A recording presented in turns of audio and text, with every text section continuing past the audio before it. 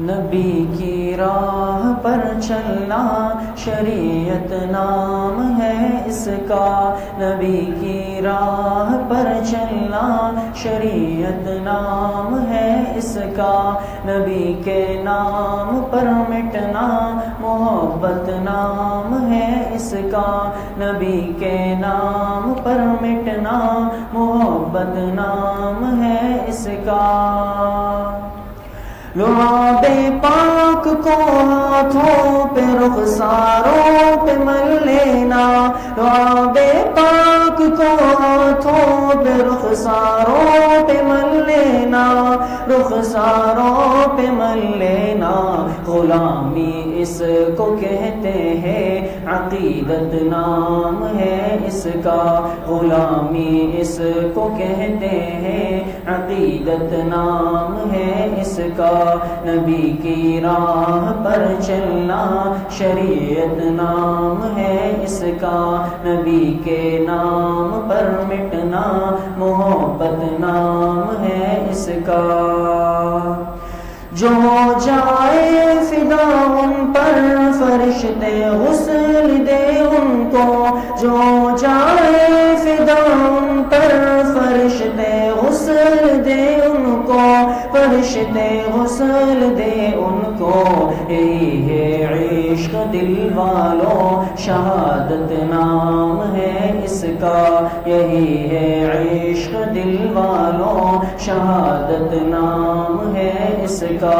نبی کی راہ پر چلنا شریعت نام ہے اس کا، نبی کے نام پر مٹنا محبت نام ہے اس کا۔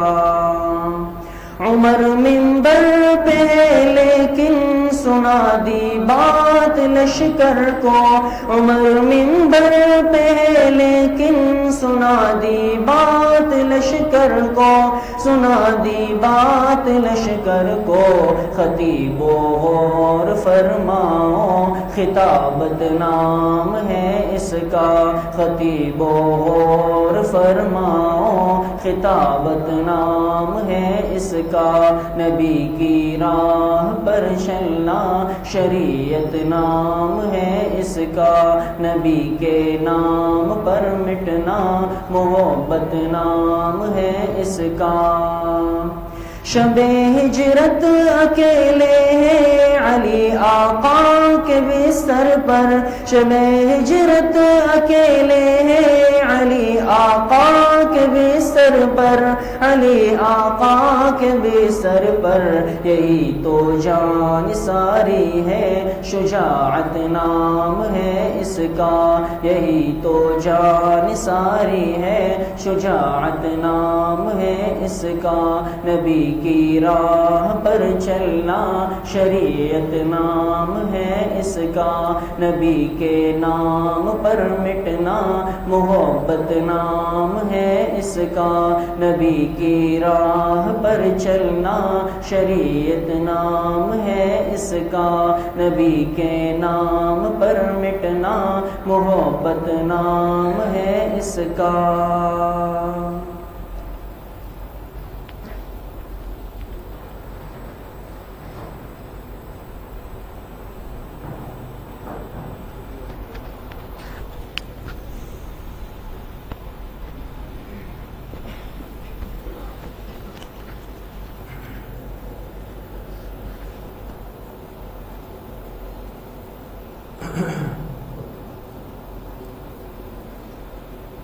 بسم اللہ الرحمن الرحیم، الحمد للہ رب العالمین، والعاقبۃ للمتقین، والصلاة والسلام علی خیر خلقہ محمد وآلہ واصحابہ اجمعین۔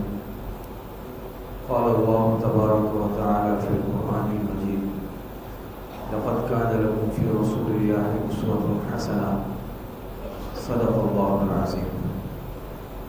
محترم و مکرم و معزز خواتین و حضرات، اسوہ حسنہ صلی اللہ علیہ وسلم کا سلسلہ چل رہا ہے، اور آج اسوہ حسنہ کے سلسلے کی 5ویں کلاس ہے۔ گزشتہ کلاسوں میں آپ حضرات کے سامنے یہ بات آئی تھی جی جو حضور علیہ السلام اس دنیا میں جو پیغام لے کر آئے تو محمد رسول اللہ صلی اللہ علیہ وسلم کا پیغام کیا تھا؟ دین اسلام۔ کیا پیغام لے کر آیا علیہ السلام؟ دین اسلام کا پیغام جناب رسول اللہ صلی اللہ علیہ وسلم لے کر آئے ہیں جی۔ آپ حضرات کے سامنے یہ بات عرض ہوئی تھی کہ پھر اس دین اسلام میں کل کتنی باتیں ہیں؟ 4 باتیں ہیں۔ نمبر 1 ہے عقائد، نمبر 2 عبادات، نمبر 3 معاملات اور نمبر 4 اخلاق۔ سب سے پہلے ہم نے بات شروع کی تھی اسلامی عقائد سے متعلق، اور اسلامی عقائد کی تفصیل آپ حضرات کے سامنے آ چکی ہے، جس میں عقائد کا مفہوم اور مطلب، اسلامی عقائد کی اہمیت، اسلامی عقائد کی شاخیں اور ساری تفصیلات شاخوں میں، جیسے ایمان باللہ، ایمان بالرسول، ایمان بالملائکہ، ایمان بالآخرہ، ایمان بالقدر، یہ ساری ایمان بالملائکہ، یہ ساری تفصیلات آپ حضرات کے سامنے آ چکی ہیں۔ تو عقائد سے متعلق پچھلی مجالس میں آپ حضرات کے سامنے تفصیلات بیان ہو چکی ہیں۔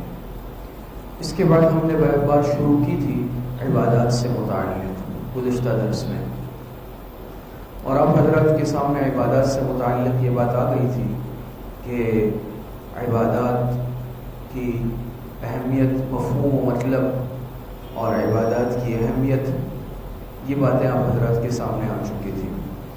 اسی طرح جی ایک بات عبادات سے متعلق یہ تھی اسلامی عبادات کی شاخیں کون کون سی ہیں، تو آج انشاءاللہ ہم شروع کریں گے بات اسلامی عبادات کی شاخیں۔ پھر اسلامی عبادات کی شاخیں کتنی ہیں؟ اسلامی عبادات کی شاخیں ہیں 5۔ کتنی ہیں؟ 5 شاخیں ہیں۔ نمبر 1 ہے نماز، نمبر 2 زکوٰۃ، نمبر 3 روزہ، نمبر 4 حج اور نمبر 5 ہے جہاد۔ اسلامی عبادات کی کتنی شاخیں ہو گئی؟ کل 5 شاخیں ہیں اسلامی عبادات کی، اور اس میں سے انشاءاللہ آج ہم شروع کریں گے نماز۔ آج کون سا عنوان شروع کریں گے؟ اسلامی عبادات کی شاخوں میں جو نمبر 1 ہے سب سے پہلے وہ ہے نماز۔ انشاءاللہ آج نماز سے متعلق بات شروع ہوگی جی۔ آج کا جو ہمارا موضوع ہے، جس کو آپ عنوان کہہ لیں، ٹاپک کہہ لیں، چونکہ یہ نمبر 2 چل رہا ہے نا اسلامی عبادات۔ نمبر 1 کیا تھا؟ عقائد۔ کیا تھا؟ ساتھی پوچھ چکے ہیں بات۔ اسلامی عقائد، نمبر 2 اسلامی عبادات۔ اب یہ بات چل رہی ہے اسلامی عبادات میں، پھر عرض ہوا کہ اسلامی عبادت کی کتنی شاخیں ہیں؟ 5 شاخیں ہیں، اور سب سے پہلی شاخ کیا ہے؟ نماز۔ تو یہ اسلامی عبادات، اور اس میں جو پھر شاخیں ہیں اس میں سب سے پہلی شاخ نماز کا حصہ اول انشاءاللہ آپ حضرات کے سامنے بیان ہوگا، جس میں کہ نماز کی اہمیت، نماز کی شرائط، نماز کا طریقہ، نماز کے مسائل، انشاءاللہ اس سب پر بات ہوگی، لیکن آج صرف اور صرف اہمیت پر اور کچھ شرائط شروع کریں گے۔ آگے تفصیلات ہیں انشاءاللہ آہستہ آہستہ بیان کریں گے جی۔ پھر آپ سمجھ لیں کہ نماز میں 4 باتیں ہیں۔ کتنی باتیں ہیں؟ 4 باتیں ہیں۔ نمبر 1 ہے اہمیت نماز، نمبر 2 ہے شرائط نماز، نمبر 3 ہے طریقہ نماز، اور نمبر 4 ہے مسائل نماز۔ کتنی باتیں ہو گئی؟ 4 باتیں آپ حضرات کے سامنے ہوئی ہے نماز میں، اہمیت، شرائط، طریقہ اور مسائل۔ تو انشاءاللہ بھی سب سے پہلے ہم بات شروع کریں گے کس چیز سے متعلق؟ اہمیت نماز سے متعلق ہم بات شروع کریں گے جی۔ نماز کی اہمیت ہر مسلمان جانتا ہے جس نے قرآن کریم پڑھا ہے اور جو دین سے کسی درجے میں بھی واسطہ رکھتا ہے۔ نماز کی اہمیت ہر مسلمان اس سے واقف ہے۔ قرآن کریم کی بہت ساری آیتوں میں نماز کی اہمیت ذکر ہوئی ہے، نماز کا حکم آیا ہے، پابندی کا حکم آیا ہے، اور اسی طریقے سے احادیث مبارکہ بھی چند ایک آپ حضرات کے سامنے ذکر ہوں گی، ورنہ ذخیرہ احادیث بھرا ہوا ہے نماز کی فضیلت اور اہمیت سے متعلق۔ یہ قرآن کریم کی چند آیتیں ہیں، اس کے علاوہ بھی متعدد آیتوں میں نماز کا ثبوت ہے اور اہمیت ہے۔ جیسے قرآن کریم کی اس آیت میں اللہ پاک ارشاد فرماتے ہیں حافظوا علی الصلوات والصلاة الوسطی وقوموا للہ قانتین، پابندی کرو نمازوں کی اور خاص طور پر درمیانی نماز کی پابندی کرو، وقوموا للہ قانتین، اور یعنی اللہ پاک کے سامنے کھڑے رہو قانتین، فرما بردار بن کر، اطاعت گزار بن کر۔ تو اللہ پاک نے یہاں پر کس چیز کی پابندی کا حکم دیا؟ نمازوں کی پابندی کا حکم دیا۔ حافظوا علی الصلوات، تمام نمازوں کی پابندی کرنی ہے، خاص طور پر درمیانی نماز کی۔ پھر بعض مفسرین فرماتے ہیں اس سے صلاۃ عصر مراد ہے، لیکن اس آیت میں اللہ پاک نے نمازوں کی محافظت اور پابندی کا حکم دیا ہے۔ اس کے بعد اللہ پاک اس آیت میں ارشاد فرماتے ہیں، یہ سورہ بقرہ کی آیت تھی، یہ سورہ عنکبوت کی آیت نمبر 45 ہے۔ فرماتے ہیں اتل ما اوحی الیک من الکتاب واقم الصلاۃ ان الصلاۃ تنہی عن الفحشاء والمنکر ولذکر اللہ اکبر واللہ یعلم ما تصنعون۔ فرماتے ہیں کہ آپ پڑھیے جو آپ کی طرف وحی کیا گیا ہے قرآن کریم میں سے، کتاب میں سے آپ پڑھیے، واقم الصلاۃ، اور آپ نمازوں کی پابندی، نمازوں کو قائم کریے۔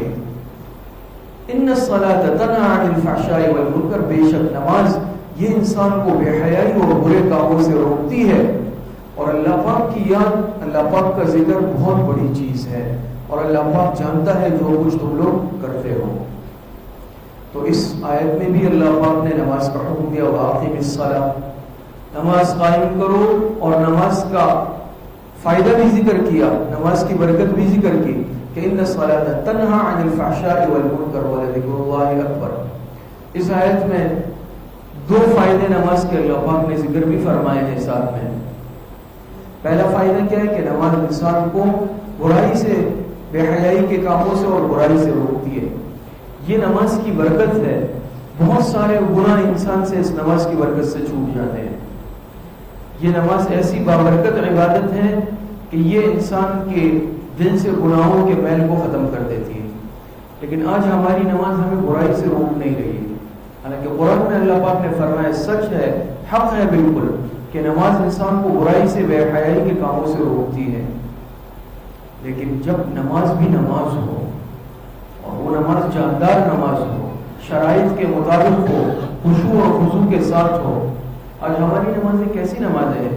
اس کی کیفیت ہی ایسی ہے کہ وہ ہمیں کیسے برائیوں سے روکے گی؟ ہماری نمازوں میں جان نہیں ہے۔ تو نماز جب صحیح طور پر ہو، جیسے نماز کا حق ہے، یہ انسان گناہوں سے بچ جاتا ہے، اللہ پاک اس کی حفاظت فرماتے ہیں۔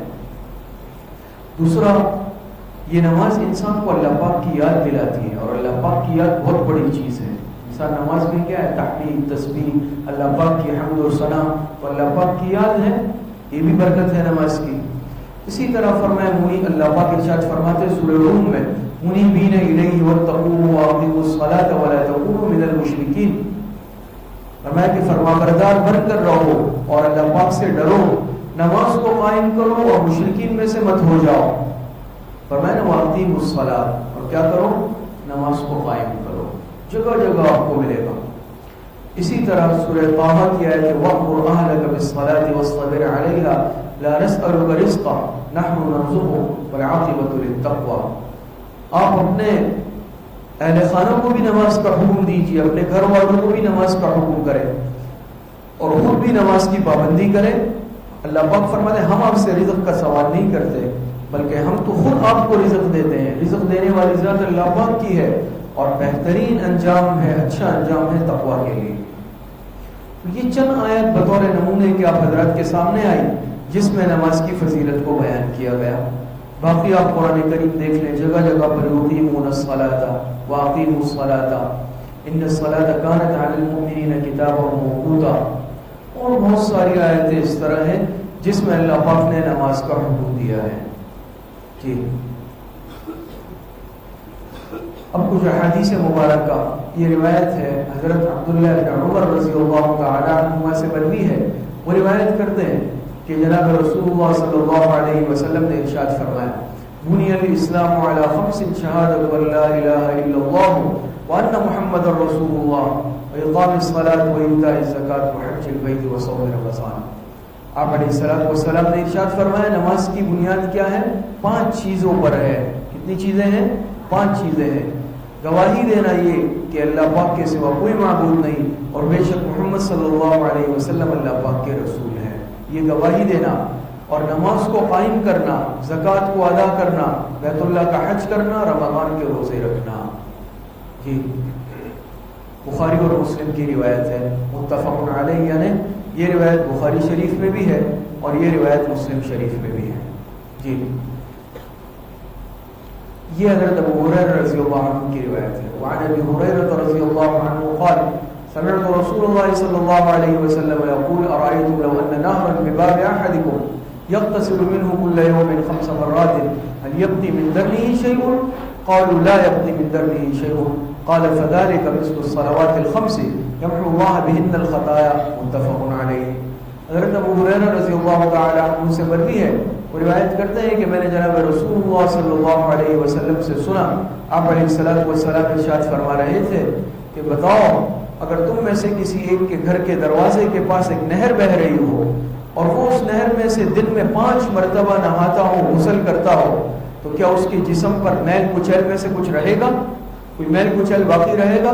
صحابہ نے عرض کیا کہ ایسے شخص کے جسم پر کچھ میل کچیل بھی باقی نہیں رہے گا. تو آپ علیہ السلام نے ارشاد فرمایا اسی طرح یہی مثال 5 نمازیں پڑھنے والے کی بھی ہے کہ جو 5 نمازیں پابندی سے پڑھتا ہے اللہ پاک اس کے گناہوں کو صاف کر دیتے ہیں، مٹا دیتے ہیں.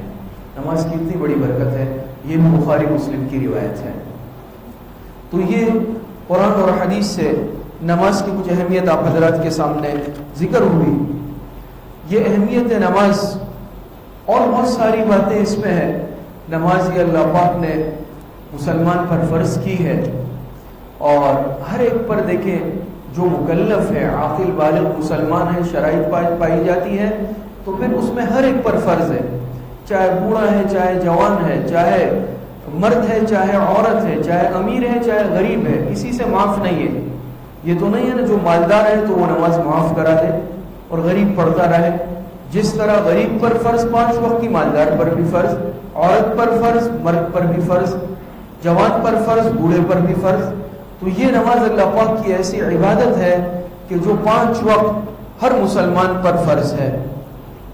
دوسری بات کہ نماز ہے کیا عبادت؟ نماز اللہ پاک کی ایسی عبادت ہے کہ جس میں مخلوق اپنے خالق کے سامنے اپنے دل سے، اپنی زبان سے، اپنے اعضاء اور جوارح سے اپنے خالق کے سامنے بندگی اور عبودیت کا اظہار کرتی ہے. یہ نماز یہ اللہ پاک کے سامنے بندگی کا اظہار ہے نا کہ انسان جب قیام میں کھڑا رہتا ہے ہاتھ باندھ کر، عاجزی سے، سر جھکا کر، کتنے ادب سے انسان نماز پڑھتا ہے، عاجزی کا اظہار. رکوع میں انسان جھک جاتا ہے اس طرح چوپائے کی طرح، عاجزی کا اظہار. سجدے میں انسان جا کے اللہ پاک کے قدموں میں سجدہ کر لیتا ہے، جھک جاتا ہے، اپنی پیشانی ماتا اللہ پاک کے سامنے ٹیک لیتا ہے. نماز سراسر عاجزی کا اظہار، نماز سراسر عبودیت اور بندگی کا اظہار ہے اگر آپ غور کر لیں. چنانچہ ہر آسمانی کتاب میں، ہر آسمانی مذاہب میں، اسی طرح دیگر مذاہب میں بھی اللہ پاک کی یاد کا اور عبادت کا، نماز کا کوئی نہ کوئی تصور رہا ہے. اور مختلف ادیان کے مختلف طریقے ہیں عبادت کے. جیسا کہ اسلام میں حمد و تسبیح ہے، حمد و ثنا ہے. نماز کا کیا مطلب ہے؟ الحمدللہ رب العالمین الرحمن الرحیم مالک یوم الدین. سب اللہ پاک کی حمد و ثنا، اللہ پاک کی تعریف. تو اسلام میں نماز کیا ہے؟ یہ حمد و ثنا ہے، اللہ پاک کی تحمید ہے، اللہ پاک کی تسبیح ہے، اللہ پاک کی ثنا ہے، تعریف ہے. اور یہود میں جو طریقہ تھا وہ مزمور ہے، عیسائیوں میں دعا ہے، پارسیوں میں زمزمہ ہے اور ہندوؤں میں بھجن ہے. دیکھتے ہیں نا بھجن گا رہے ہیں. ہر مذہب نے اپنے اپنے کوئی طریقے اختیار کر لیے ہیں. وہ اس کو عبادت سمجھتے ہیں، وہ اس کو اپنے معبود کی خوشنودی کا ذریعہ سمجھتے ہیں. لیکن مسلمانوں کو اللہ پاک نے جو تحفہ اور طریقہ دیا وہ نماز ہے. اور توحید کے بعد سب سے پہلے جو گویا کہ حکم آیا ہے اسلام میں وہ نماز کا حکم دیا ہے. اللہ پاک نے ارشاد فرمایا یا ایھا المدثر قم فانذر وربک فکبر وثیابک فطہر. تو اللہ پاک نے پہلا حکم کس چیز کا دیا؟ نماز کا دیا. اتنی اہم عبادت ہے کہ قیامت کے دن جب پیش کیا جائے گا اللہ پاک کے سامنے بندوں کو، تو سب سے پہلے سوال آپ کو معلوم ہے نا حقوق اللہ میں کس چیز کا کیا جائے گا؟ نماز کا کیا جائے گا۔ قیامت پہ جو سوالات جوابات ہوں گے، سب سے پہلے سوال بندے سے نماز کے متعلق کیا جائے گا، نماز پڑھی نہیں پڑھی۔ روز محشر گجا کے داز بوت اول پرسش نماز بوت، تو سب سے پہلے محشر میں میدان حشر میں جو سوال ہوگا وہ نماز کا بندے سے کیا جائے گا۔ ایک مومن کی پہچان یہ نماز ہوتی ہے۔ چنانچہ ایمان والوں کی صفت اگر آپ قرآن کریم میں دیکھیں گے تو ایمان والوں کی صفات اس طرح ذکر ہوئی ہے، وَهُمْ عَلَىٰ صَلَاتِهِمْ يُحَافِظُونَ الَّذِينَ هُمْ صَلَاتِهِمْ دَائِمُونَ وَالَّذِينَ هُمْ عَلَىٰ صَلَوَاتِهِمْ يُحَافِظُونَ۔ یہ ایمان والوں کی صفات، نماز کی حفاظت کرتے ہیں، نماز کی پابندی کرتے ہیں، نماز کو پابندی سے پڑھتے ہیں، ایمان والوں کی شناخت نماز۔ اور بہت ساری روایتیں ہیں۔ ایک روایت میں آپ علیہ الصلوۃ والسلام نے فرمایا الصلاۃ عماد الدین، نماز یہ دین کا ستون ہے۔ ستون آپ جانتے ہیں نا، ستون کس کو کہتے ہیں؟ جس پر عمارت برقرار رہتی ہے، جیسے یہاں یہ ستون کھڑے ہوئے ہیں۔ تو دین کا جو ستون ہے وہ نماز ہے۔ جس طرح ستون کے گرنے سے عمارت باقی نہیں رہ سکتی، عمارت گر جاتی ہے، اسی طرح خدا نخواستہ اگر کوئی مسلمان نماز ترک کر دے، نماز چھوڑ دے، اس کے دین کی عمارت بھی برقرار نہیں رہ سکتی، اس کے دل سے ایمانداری ختم ہو جائے گی، اس کے دل سے دین ختم ہو جائے گا، دین نکل جائے گا۔ اور روایت سے ثابت ہے، آپ علیہ السلام نے فرمایا کہ ایک مسلمان اور کافر میں فرق کرنے والی، امتیاز کرنے والی چیز وہ نماز ہے۔ اور نماز کی بہت اہمیت حدیثوں میں آئی ہے، نہ پڑھنے والوں پر سخت نکیر آئی ہے۔ آپ علیہ السلام نے سخت ناراضگی کا اظہار کیا۔ اسے ایک روایت میں آتا ہے، آپ علیہ السلام نے فرمایا اس طرح کا مفہوم ہے کہ جو جماعت سے نماز نہیں پڑھتے، میرا دل کرتا ہے کہ کیا کر دوں، جا کر ان کے گھروں کو جلا دوں، آگ لگا دوں۔ حالانکہ آپ سر تاپا رحمت ہے، لیکن نماز نہ پڑھنے والوں کے لیے آپ علیہ السلام نے اتنا غصہ فرمایا ہے اور اتنی ناراضگی کا اظہار آپ علیہ السلام نے فرمایا ہے۔ اسی طرح روایت میں آتا ہے، آپ علیہ السلام نے فرمایا الصلاۃ معراج المؤمن، نماز یہ مومن کی معراج ہے۔ اسی طرح روایت میں آتا ہے، آپ علیہ السلام نے فرمایا میرے آنکھوں کی ٹھنڈک یہ نماز میں ہے۔ نماز آپ علیہ السلام کے آنکھوں کی ٹھنڈک ہے۔ آج ہم دیکھ لیں بحیثیت مسلمان کے ہماری نمازوں کی پابندی کی کیا حالت ہے، کیا عالم ہے، اور اس سے ہم کیا سبق دے رہے ہیں دوسرے اقوام کو۔ تو بہرحال خلاصہ یہ ہے کہ نماز انتہائی اہم عبادت ہے، قرآن اور حدیث سے اس کا ثبوت ہے، اور قرآن کی کچھ آیتیں اور احادیث مبارکہ بھی آپ حضرت کے سامنے کچھ آ گئی، اور اس کی روحانی غرض و غایت کی طرف بھی اگر غور کر لیں تو نماز کی روحانی غرض و غایت یہ بھی توحید ہے، اللہ پاک کی وحدانیت مقصود ہے۔ اس سے آپ دیکھ لیں پوری امت مسلمہ کے نماز، یعنی نماز کا وقت ہوگا، ایک ہی وقت میں نماز ادا کریں گے۔ یہ تو نہیں ہے کہ آپ کے لیے ظہر کا وقت الگ ہے، میرے لیے الگ ہے، ان کے لیے الگ ہے، ان کے لیے الگ ہے، ایسا نہیں ہے نا۔ نماز کا جو وقت جس ملک میں شروع ہوتا ہے تو وہ پورے ملک کے مسلمانوں کے لیے ہے۔ ادا کرنا ہے تو ایک ہی قبلے کی طرف رخ کرنا ہے، اب جو آئے گا تو اس قبلے کی طرف رخ کرے گا۔ یہ نہیں ہے کہ اس کے لیے الگ قبلہ ہے، ان کے لیے الگ قبلہ ہے، میرے لیے الگ قبلہ ہے، ہر ایک الگ الگ سمت میں، قبلہ بھی ایک، وقت بھی ایک، اور ایک ہی مسجد میں آئیں گے تو جس کو جہاں جگہ ملی ایک ہی صف میں کھڑے ہو جائیں گے۔ تو نماز یہ ہمیں وحدانیت کا سبق دیتی ہے، اور اس نماز کی برکت سے اللہ پاک دلوں کے اندر جوڑ اور محبت پیدا فرماتے ہیں۔ یہ جو مسجد کا تعلق ہے نا، یہ بھی بے فائدہ نہیں ہے، اور قیامت کے دن یہ بھی کام آئے گا۔ انسان پھنس جائے گا، بعض دفعہ ایسا ہوگا اب کوئی چھڑانے والا نہیں ہے، اعمال ہے نہیں، تو ایسا بھی ہو سکتا ہے کہ ایک شخص جس کے اعمال نیک ہے، اس کے پاس سفارش کا اختیار ہے، وہ میرے مسجد کے صف کا ساتھی ہے، وہ دیکھے گا، وہ میری سفارش کر کے مجھے چھڑا لے گا۔ تو یہ مسجد کا تعلق اس کو معمولی نہیں سمجھے، مسجد کے ساتھ اپنا تعلق مضبوط رکھے۔ آج مسلمان نے مسجد سے اپنا تعلق توڑ لیا ہے۔ اب دیکھیں آج بازار آباد ہے، آج بازار آباد ہے، آج گناہوں کی جگہیں آباد ہیں، دوسری جگہوں میں لائنیں لگی ہوئی ہیں، مسجدیں ویران ہیں۔ حالانکہ ایک مسلمان کی شناخت یہ کیا ہے؟ یہ نماز ہے۔ تو آج نمازوں کی کمزوری نے ہمارے ایمان کو کمزور کر دیا۔ آج مسلمان ایمان کے اعتبار سے بہت کمزور ہو چکا ہے، اس کا رعب ختم ہو گیا، اس لیے کہ آج ہماری نمازیں نہیں بنی ہوئی، آج ہم صحیح نمازی نہیں ہیں۔ تو عرض یہ کر رہا تھا کہ نماز میں وحدانیت کا تصور ہے۔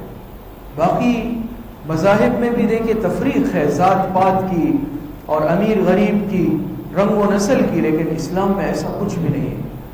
مسجد میں ہر ایک کو آنے کی اجازت ہے، مالدار ہے وہ بھی آ سکتا ہے، غریب ہے وہ بھی آ سکتا ہے، کالا ہے وہ بھی آ سکتا ہے، گورا ہے وہ بھی آ سکتا ہے، کسی قوم ذات کا اور نسب خاندان کا ہے، ہر ایک کو اجازت ہے۔ جو پہلے آ گیا اس کو پہلے صف میں جگہ ملے گی۔ چنانچہ علامہ اقبال فرماتے ہیں نا، آ گیا عین لڑائی میں اگر وقت نماز، قبل رو ہو کے زمیں بوس ہوئی قوم حجاز، ایک ہی صف میں کھڑے ہو گئے محمود و ایاز، نہ کوئی بند رہا نہ کوئی بند نواز۔ سب ایک صف میں کھڑے ہو گئے، بادشاہ ہے چاہے غریب ہے، مالدار ہے غریب ہے، اس میں کوئی تفریق نہیں۔ تو یہ اسلام کی پاکیزہ تعلیمات ہیں، اور یہ اسلام ہمارا ایسا پاکیزہ مذہب ہے۔ تو نماز سے متعلق یہ کچھ باتیں میں نے آپ حضرات کے سامنے عرض کی، اس کا تعلق اہمیت نماز سے تھا۔ اس کے بعد ہے نمبر 2 شرائط نماز۔ جی دوسرے نمبر پر ہے نماز کی شرائط۔ نماز کی اہمیت آپ حضرات کے سامنے ذکر ہو گئی۔ نمبر 2 ہے شرائط نماز۔ اب نماز میں کیا شرائط ہے؟ نماز کی شرائط کیا کیا ہے؟ 5 شرائط ہیں۔ کتنی ہے نماز کی؟ 5 شرائط ہیں۔ نمبر 1 طہارت، کیا؟ طہارت۔ نمبر 2 سطر کا چھپانا، جس کو سطر عورت کہتے ہیں۔ نمبر 3 وقت کا ہونا۔ نمبر 4 قبلہ رخ ہونا۔ نمبر 5 نیت کرنا۔ کتنی باتیں ہو گئی؟ 5 باتیں ہو گئی ہیں۔ تو سب سے پہلے ہے طہارت۔ آج جو ہم بات کریں گے اس میں سے، ان 5 باتوں میں سے صرف آج طہارت پر بات شروع ہوگی، باقی انشاءاللہ آگے چل کر ان 4 باتوں پر بھی انشاءاللہ گفتگو ہوگی، لیکن آج بات ہوگی طہارت پر۔ پھر طہارت میں اچھی طرح آپ حضرات سمجھ لیں کہ طہارت صرف کپڑوں سے متعلق نہیں، صرف بدن سے متعلق نہیں، یا صرف مکان سے، بلکہ تینوں چیزوں کی طہارت مطلوب ہے شریعت میں۔ کتنی چیزوں کی؟ 3۔ بدن کا پاک ہونا یہ بھی ضروری ہے، اسی طریقے سے نمبر 2 لباس کا پاک ہونا یہ بھی ضروری ہے، نمبر 3 مکان کا پاک ہونا یہ بھی ضروری ہے۔ اسی طرح ہے نا، اگر کوئی نماز پڑھنا چاہ رہا ہے، بدن پر خدا نخواستہ ناپاکی لگی ہوئی ہے، یہ اس حالت میں نماز نہیں پڑھ سکتا جب تک کہ اپنے بدن سے اس ناپاکی کو، گندگی کو دور نہ کر دے۔ اگر کسی کا بدن تو پاک ہے لیکن اس کے لباس پر ناپاکی لگ گئی، گندگی لگ گئی، کپڑے ناپاک ہو گئے، اس حالت میں بھی اس کے لیے نماز پڑھنا جائز نہیں ہے۔ بدن کے ساتھ ساتھ لباس کا بھی پاک ہونا کیا ہے؟ ضروری ہے۔ اگر بدن بھی پاک ہے، لباس بھی پاک ہے، لیکن جس جگہ یہ نماز پڑھ رہا ہے خدا نخواستہ وہاں بچے نے پیشاب کر دیا، خدا نخواستہ اس مصلی پہ ناپاکی لگ گئی ہے، یا جس زمین پہ کھڑا ہوا ہے وہ ناپاک ہے، چاہے سجدہ کر رہا ہے، تو اس صورت میں بھی اس کی نماز نہیں ہوگی۔ تو معلوم ہوا کہ طہارت میں گویا کہ 3 چیزوں سے اس کا تعلق اور واسطہ ہے۔ بدن کا پاک ہونا بھی ضروری ہے، لباس کپڑوں کا پاک ہونا بھی ضروری ہے، مکان سے مراد وہ جگہ جہاں یہ نماز پڑھ رہا ہے اس جگہ کا پاک ہونا بھی کیا ہے؟ ضروری ہے۔ جی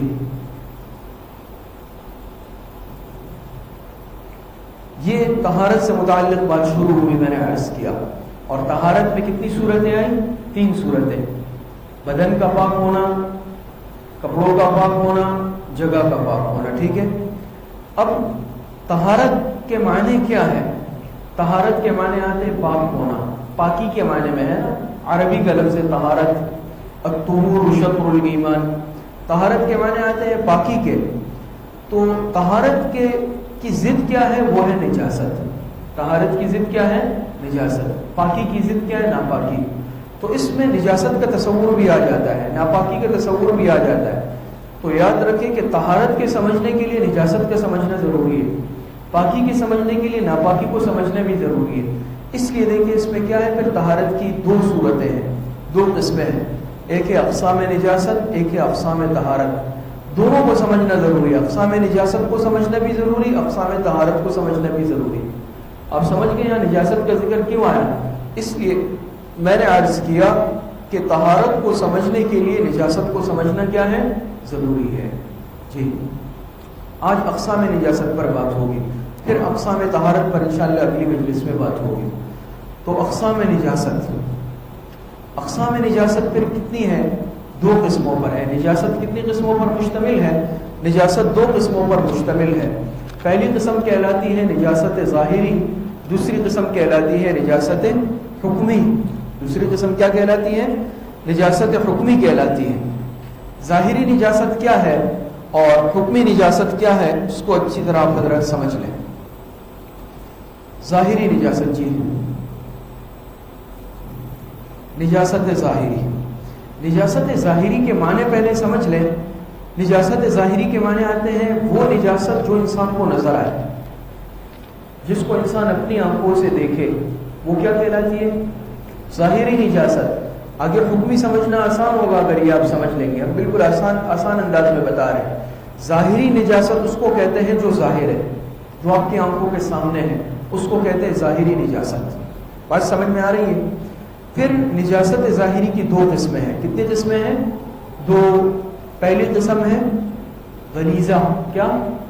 یہ ہر مسلمان پر سمجھنا ضروری ہے۔ پہلی قسم ہے نجاست غلیظہ، نمبر 2 ہے نجاست خفیفہ۔ کتنی قسمیں ہو گئی؟ 2 قسمیں۔ پہلی قسم کا نام کیا ہے؟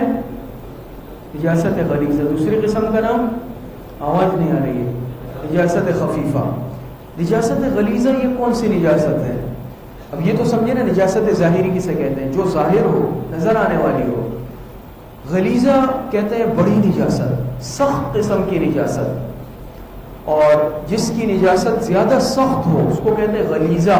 غلیظہ عربی کا لفظ ہے، اس میں شامل ہے جیسے بہنے والا خون۔ بہنے والا خون یہ کیا ہے؟ نجاست غلیظہ ہے۔ جیسے خون ہے، خون بہ رہا ہے، کپڑوں پہ لگ گیا تو یہ کیا ہوگا؟ غلیظہ۔ بدن پہ لگ گیا، نجاست غلیظہ۔ نمبر 2 شراب۔ شراب بھی کیا ہے؟ یہ نجاست غلیظہ۔ کسی کے کپڑوں پہ گر گئی، بدن پہ گر گئی تو اس کی حیثیت نجاست غلیظہ کی ہے۔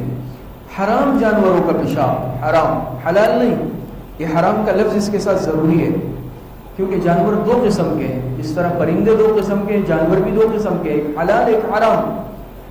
سمجھ میں آ رہی ہے؟ جیسے کہ گائے ہے، بیل ہے، بکری ہے، دمبا ہے، بھیڑ ہے، یہ سب حلال جانور ہے۔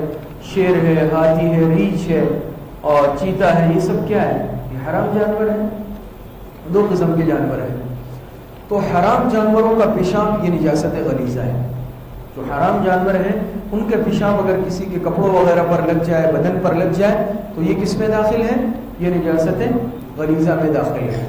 اور ہر قسم کا پاخانہ، یہ ناپاکی، یہ ساری چیزیں کیا ہیں؟ یہ نجاست غلیظہ کے اندر داخل ہے۔ بات سمجھ میں آ رہی ہے آپ حضرات کو؟ یہ سب کس میں داخل ہے؟ نجاست غلیظہ کے اندر داخل ہے۔ دوسری قسم ہے نجاست خفیفہ، جس کی نجاست ہلکی ہو۔ خفیفہ یہ غلیظہ کی ضد ہے، اپوزٹ ہے۔ تو غلیظہ بڑی نجاست، سخت قسم کی نجاست، خفیفہ ہلکی نجاست، چھوٹی نجاست۔ بات سمجھ میں آ رہی ہے؟ اس میں کیا داخل ہے؟ حرام پرندوں کی بیٹ، حرام پرندوں کی بیٹ۔ پرندے بھی 2 قسم کے، بعض پرندے ایسے ہیں جو حلال ہے، کیا ہے؟ حلال ہے، جیسے کبوتر ہے، مرغی ہے، اور اسی طریقے سے کچھ اور یہ پرندے وغیرہ جو حلال پرندے ہیں۔ اور بعض پرندے حرام ہیں، جیسے کوا ہے، چیل ہے، اور بہت سارے پرندے ہیں، یہ حرام پرندے کہلاتے ہیں۔ تو حرام پرندوں کی بیٹ یہ نجاست خفیفہ ہے۔ بات سمجھ میں آ رہی ہے؟ حلال پرندوں کی بیٹ نجاست غلیظہ، حرام پرندوں کی بیٹ نجاست خفیفہ ہے۔ بات سمجھ میں آ رہی ہے؟ حلال جانوروں کا پیشاب، حرام جانوروں کا پیشاب کیا تھا؟ غلیظہ تھا۔ حلال جانوروں کا پیشاب کیا ہے؟ نجاست خفیفہ ہے، ہلکی نجاست ہے۔ یہ بات آپ حضرات کی سمجھ میں آ گئی ہے؟ تو نجاست ظاہری پھر 2 قسموں پر مشتمل ہے۔ پہلی قسم اس کی ہے نجاست غلیظہ، دوسری قسم اس کی کیا ہے؟ نجاست خفیفہ۔ پھر غلیظہ کہتے ہیں بڑی نجاست کو، سخت نجاست کو، موٹی نجاست کو۔ اس میں بہنے والا خون، شراب، حرام جانوروں کا پیشاب، ہر قسم کا پاخانہ، ناپاکی، نجاست یہ غلیظہ میں داخل ہے۔ خفیفہ چھوٹی نجاست، ہلکی نجاست، اور پھر اس میں حرام پرندوں کی بیٹ ہے، حلال جانوروں کا پیشاب یہ اس میں شامل ہے۔ یہ بات سمجھ میں آ رہی ہے؟ ایک بات اس میں بہت اہم اور سمجھ لیں، اگر کسی کے کپڑوں پر، بدن پر نجاست غلیظہ لگ جائے یا نجاست خفیفہ لگ جائے تو اس کا حکم کیا ہے؟ اس کی مقدار عفو کیا ہے، یا اس کی مقدار معافی کیا ہے؟ بات آپ حضرات کی سمجھ میں آ رہی ہے کہ اس کی ایک مقدار معافی بھی ہے، غلیظہ اگر لگ جائے، دیکھیں مطلب اس کا یہ ہے کہ کپڑوں پہ لگ گئی، پتہ نہیں ہے انسان کو، نماز پڑھ لی بعد میں پتہ چلا، بات سمجھ میں آ رہی ہے؟ اب آئی یہ نماز ہوگی یا نہیں ہوگی، تو غلیظہ اور خفیفہ میں فرق آ جائے گا، غلیظہ اور خفیفہ کے حکم میں فرق آئے گا۔ اس کی ایک مقدار معافی دونوں کی شریعت نے اپنی اپنی رکھی ہے، ہاں لیکن پہلے سے پتہ چل گیا میرے کپڑوں پہ بیٹ لگ گئی ہے، اب یہ نہیں ہے کہ اس کو چھوڑنا ہے، اب دھونا ہے، چاہے خفیفہ لگ جائے چاہے غلیظہ لگ جائے، خون کا دھبا لگ گیا، شراب گر گئی، پیشاب لگ گیا، اور اسی طریقے سے بیٹ گر گئی، پہلے سے پتہ لگ گیا پھر تو نہیں چھوڑنا ہے، صاف کرنا ہے، لیکن بعد میں پتہ چلا۔ اب اس صورت کے اندر جو غلیظہ ہے، غلیظہ کی مقدار معافی شریعت نے کتنی رکھی ہے اور خفیفہ کی کتنی رکھی ہے؟ غلیظہ کی معافی شریعت نے رکھی ہے مقدار درہم، کتنی؟ مقدار درہم تک اگر ہے تو معاف ہے، اس سے زیادہ معاف نہیں ہے۔ مقدار درہم سمجھتے ہیں؟ اب درہم ایک بڑا سکہ ہوتا ہے گول، اور فقہا نے لکھا ہے، یہ ہتھیلی ہے نا، اس کی گولائی آپ سمجھ لیں درمیان کی ہے، تو بڑا سکہ ہوتا ہے نا، ایک تو چھوٹے سکے ہیں ہمارے 5 والے، درہم اس سے تھوڑا بڑا ہوتا ہے، درہم کی گولائی مراد ہے، اگر درہم کے بقدر ہے، درہم سے کم ہے تو وہ کیا ہے؟ معاف ہے، اگر مقدار درہم سے زیادہ ہے تو اس صورت میں معاف نہیں ہے۔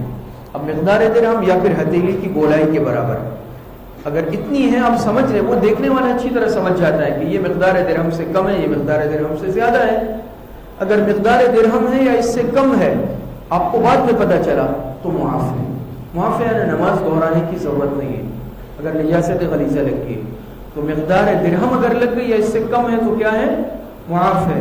اگر مقدار درہم سے زیادہ ہے تو پھر معاف نہیں ہے، آپ کو وہ دھو کر دوبارہ سے نماز کا اعادہ کرنا پڑے گا، آپ کو دوبارہ سے اپنی نماز دہرانی پڑے گی، آپ کی نماز نہیں ہوگی۔ یہ کس کی مقدار معافی ہے؟ نجاست غلیظہ کی ہے۔ نجاست خفیفہ، غلیظہ کی معافی مقدار درہم، خفیفہ کی مقدار کیا ہے؟ خفیفہ ہے چوتھائی کے مقدار میں، سمجھ میں آ رہی ہے؟ جو 1/4 سے اگر کم ہے، 1/4 کے بقدر ہے تو معاف ہے، اس سے زیادہ نہیں۔ کیا مطلب؟ یہ جو خفیفہ ہے آپ کے سامنے ذکر ہوگی، یہ اگر کسی کے کپڑوں پر یا بدن پر لگ گئی تو اس میں ہم اس چیز کی چوتھائی کو دیکھیں گے۔ چوتھائی سمجھتے ہیں نا آپ حضرات؟ چوتھا حصہ، ہر چیز کے 4 حصے کر کے جو ایک حصہ ہے وہ کہلاتا ہے چوتھائی۔ مثال کے طور پر یہ قمیص ہے، نجاست خفیفہ لگی لیکن پوری قمیص کی چوتھائی مراد نہیں ہوگی، آستین پہ لگ گئی، آستین کی چوتھائی مراد ہے، سامنے کے حصے پہ لگ گئی، اس کی الگ چوتھائی مراد ہے، شلوار کے پائنچے پہ لگ گئی تو ہر پائنچے کی الگ چوتھائی مراد ہے۔ بات سمجھ میں آئی؟ اب اس آستین پہ جو ہے نجاست غلیظ خفیفہ لگ گئی ہے تو میں دیکھوں گا کہ اس آستین کے 4 حصے اگر کیے جائیں، 4 برابر برابر، تو یہ نجاست چوتھائی سے کم ہے، چوتھائی سے زیادہ نہیں ہے۔ اس صورت کے اندر بعد میں پتہ چلا ہے تو ہم کہیں گے معاف ہے، نماز ہو گئی ہے۔ لیکن دیکھا تو آدھی سے زیادہ آستین یا آدھی آستین خراب ہو گئی ہے تو معلوم ہوا آدھا تو چوتھائی سے زیادہ ہوتا ہے نا، تو معلوم ہے کہ یہ کیا ہے؟ مقدار معافی سے زیادہ ہے، اور یہ مقدار معافی میں نہیں ہے بلکہ معاف نہیں ہے، لہٰذا آپ کو پاک کر کے کپڑے بدل کر یا دھو کر کے نماز کو کیا کرنا پڑے گا؟ دوبارہ سے پڑھنا پڑے گا۔ ٹوپی ہے تو اس کی اپنی چوتھائی مراد ہوگی، سمجھ میں آ رہی ہے؟ تو نجاست غلیظہ معاف ہے کس کے بقدر؟ نجاست غلیظہ معاف ہے درہم کے بقدر، اور نجاست خفیفہ معاف ہے کس کے بقدر؟ 1/4 کے بقدر معاف ہے۔ جی، تو یہ نجاست کی 2 قسمیں آپ حضرات کے سامنے آ گئی۔ اس کے بعد ہے نجاست حکمی۔ کیا ہے؟ نجاست حکمی، یہ آخری بات ہے۔ پھر نجاست حکمی کی 2 قسمیں ہیں، حدث اصغر، حدث اکبر۔ حکمی کسے کہتے ہیں؟ نجاست ظاہری آپ سمجھے تھے؟ نجاست ظاہری وہ ہے جو انسان دیکھ سکتا ہو، کپڑوں پہ بیٹ لگ گئی مجھے وہ نظر آ رہی ہے، کپڑوں پہ خون لگ گیا وہ مجھے نظر آ رہا ہے، اسی لیے حکم ہے کہ اس کو دھو لو، صاف کر لو۔ لیکن نجاست حکمی وہ ہے کہ چاہے وہ نظر نہیں آ رہی لیکن شریعت کہہ رہی ہے آپ ناپاک ہو گئے ہو، شریعت کیا کہہ رہی ہے؟ آپ ناپاک ہو گئے ہو۔ بات سمجھ میں؟ ابھی مثال سے سمجھاتا ہوں۔ پھر اس کی 2 قسمیں ہیں، یہ سمجھ لے پہلے۔ نجاست حکمی ایک ہے اصغر، ایک ہے اکبر، جس کو ہم کہتے ہیں حدث اصغر، حدث اکبر۔ سمجھ؟ اصغر مانے چھوٹی نجاست حکمی، اکبر مانے بڑی نجاست حکمی۔ اصغر اکبر کا معنی تو آپ سمجھتے ہیں۔ حدث اصغر جیسے بے وضو ہونا، یہ کہلاتا ہے کیا؟ بے وضو ہونا۔ اگر انسان کی ریڑھ خارج ہو جائے اس پر کیا پورا غسل کرنا ہوگا یا وضو؟ پیشاب کے تقاضے سے انسان فارغ ہوگی، کیا کرنا ہوگا؟ وضو۔ پاخانے کا تقاضا کر لیا تو کیا کرنا ہوگا؟ وضو۔ یہ کہلاتا ہے حدث اصغر۔ اکبر ہے مثال کے طور پہ اگر غسل کی حاجت لاحق ہو گئی، وہ آپ حضرات سمجھتے ہیں، اب اگر کوئی شادی شدہ ہے، بیوی سے ہم بستری کی، اس صورت کے اندر غسل فرض ہو جاتا ہے۔ رات کو کسی کو بدخوابی ہو گئی، غسل لاحق ہو جاتا ہے۔ مستورات کے ساتھ اپنے ایام لگے ہوئے ناپاکی کے، غسل فرض ہو جاتا ہے۔ بچہ پیدا ہو جائے، نفاس کا خون ہے، غسل فرض ہو جاتا ہے۔ یہ ساری صورتیں کس میں داخل ہے؟ لیکن ہر مسلمان کو یہ سمجھنا ضروری ہے، یہ کہلاتا ہے حدث اکبر۔ تو نجاست حکمی پھر دو صورتوں میں، ایک ہے چھوٹی، ایک ہے بڑی۔ بے وضو ہونا یہ نجاست حکمی ہے۔ آپ کی ریح خارج ہوئی، مثال کے طور پہ کسی کی ریح خارج ہو گئی، اب ریح خارج ہوئی تو آپ کے جسم پہ کچھ لگا ہے، نجاست لگی ہے، شریعت کہہ رہی ہے آپ ناپاک ہو گئے، آپ کو وضو کرنا ہے، یہ نجاست حکمی۔ آپ پیشاب کے تقاضے سے فارغ ہوئے، آپ پاک ہے، آپ نے استنجا بھی کیا، آپ کے کپڑوں پہ کوئی پیشاب کا قطرہ ہے؟ نہیں ہے نا۔ آپ بڑے تقاضے سے فارغ ہوئے لیکن آپ نے استنجا کیا، صاف ستھرے ہو گئے، کوئی کپڑے پہ ناپاکی نہیں، بدن پہ نہیں، لیکن شریعت کے لیے آپ کو وضو کرنا ہے ورنہ آپ نماز نہیں پڑھ سکتے۔ تو کوئی چیز نظر تو نہیں آ رہی ہے نا، شریعت کے لیے آپ بے وضو ہے، تو یہ کیا ہے؟ نجاست حکمی ہے۔ بات سمجھ رہے ہیں؟ اب اگر پیشاب نے انسان نے کیا مثال کے طور پہ، لیکن شریعت کے لیے چہرہ دھونا ہے، چہرے میں کوئی ناپاکی نہیں کیا، ہاتھ دھونے، ہاتھ نے کیا کیا ہے؟ یہ نجاست حکمی ہے، شریعت کہہ رہی ہے آپ کو پورا وضو کرنا ہے۔ اسی طرح مثال آپ دیکھ لیں غسل کی۔ اب اگر انسان کو مثال کے طور پہ بدخوابی ہو گئی، بات سمجھ میں آ رہی ہے، یا جنابت کا غسل اس پر ہے، اس صورت کے اندر کیا ہے؟ پورا جسم شریعت کہتی ہے۔ اب اگر کوئی ناپاکی آپ پہ نہیں لگی ہوئی، استنجا بھی کر لیا، یا ناپاکی ایک چھوٹے سے حصے پر لگ گئی، لیکن شریعت کہتی ہے آپ کو سر سے لے کے پیر تک ایک ایک بال دھونا ہے، ایسا ہے یا نہیں ہے؟ پورا جسم ناپاک ہو چکا ہے، حالانکہ جسم پہ ناپاکی ہے، نہ ہاتھ پہ، نہ چہرے پہ، نہ سر پہ، نہ پیر پہ، شریعت کے لیے پورا جسم ناپاک ہے اور آپ کو یہ پورا جسم دھونا ہے۔ کیوں؟ یہ نجاست حکمی ہے۔ اب ظاہری اور حکمی میں فرق سمجھے۔ ظاہری میں تو وہ چیز آپ کے جسم پہ لگی ہوئی تھی اور آپ کو اس کو دور کرنا ہے، ہٹانا ہے، وہ بات طہارت میں آپ کے سامنے اگلی مجلس میں آئے گی، طہارت پر بات اگلی مجلس میں شروع ہوگی، طہارت حقیقی اور حکمی۔ یہ صرف نجاست پر آج بات ختم ہوگی۔ تو نجاست کی دونوں قسمیں آپ حضرات سمجھیں۔ پہلی کیا تھی؟ نجاست ظاہری، دوسری نجاست حکمی۔ ظاہری وہ جو نظر آنے والی، وہ انسان اس کو اپنی آنکھوں سے دیکھ لے، سمجھ میں آ رہی ہے؟ پھر اس میں دو قسمیں تھی، غلیظہ اور خفیفہ، پھر ہر ایک کی مقدار معافی الگ الگ تھی۔ دوسری قسم ہے نجاست حکمی، جو آنکھوں سے نظر نہیں آ رہی ہے لیکن شریعت کہہ رہے ہیں آپ کا بدن ناپاک ہے، آپ کو وضو کرنا ہے اصغر کی صورت میں، آپ کو غسل کرنا ہے اکبر کی صورت میں، یہ نجاست حکمی۔ بات سمجھ میں آ رہی ہے؟ تو یہ نجاست سے متعلق بات تھی جی۔ تو انشاءاللہ اگلی مجلس میں اب پھر طہارت کی جو قسمیں ہیں، طہارت کی قسموں پر بات کریں گے۔ اللہ پاک صحیح عمل کی توفیق عطا فرمائے۔ وآخر دعوانا الحمدللہ رب العالمین۔ الحمدللہ رب العالمین والعاقبۃ للمتقین والصلاة والسلام علی خیر خلقہ محمد وآلہ واصحابہ اجمعین۔ ربنا ظلمنا انفسنا وان لم تغفر لنا وترحمنا لنكونن من الخاسرین۔ اے اللہ ہمارے صغیرہ کبیرہ ظاہرا باطنا چھوٹے بڑے ہر طرح کے گناہوں کو معاف فرما دے۔